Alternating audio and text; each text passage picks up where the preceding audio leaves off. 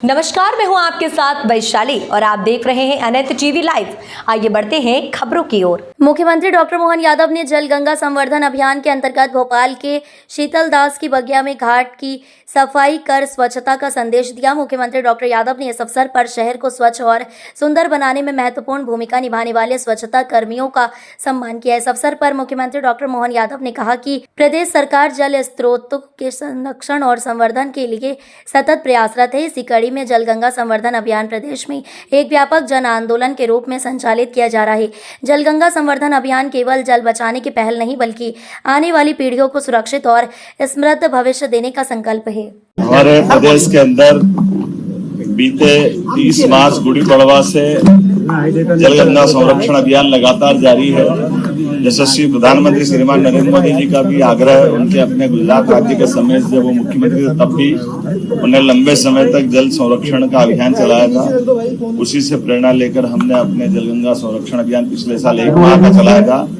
इस वर्ष 3 माह का हम चला रहे हैं और सौभाग्यशाली है, यहाँ बड़े तालाब भोपाल में राजा भोज की नगरी में गंगा दशहरा आज से प्रारंभ हुआ है।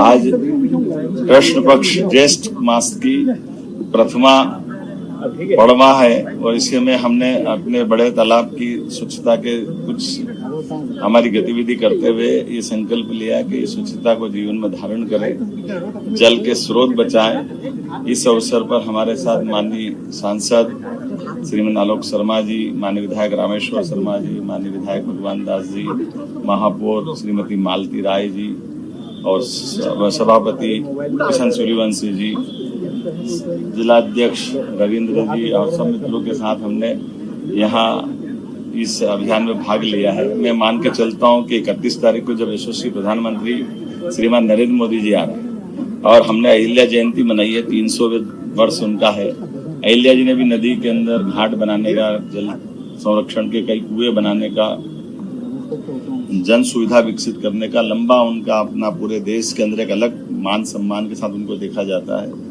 मैं उम्मीद करता हूं कि अहिल्या माता की ये जो हमने जयंती खास करके नारी सशक्तिकरण की दिशा में मनाई है, भोपाल का एक नया रिकॉर्ड बनेगा। बहनों को सशक्त करना, उनकी जिंदगी बेहतर करना, उनके कष्टों का निवारण करना, सरकार की भूमिका के साथ समाज भी वो भूमिका निभाए। इस आह्वान के आधार पर लाखों बहनें यहाँ जुटेगी।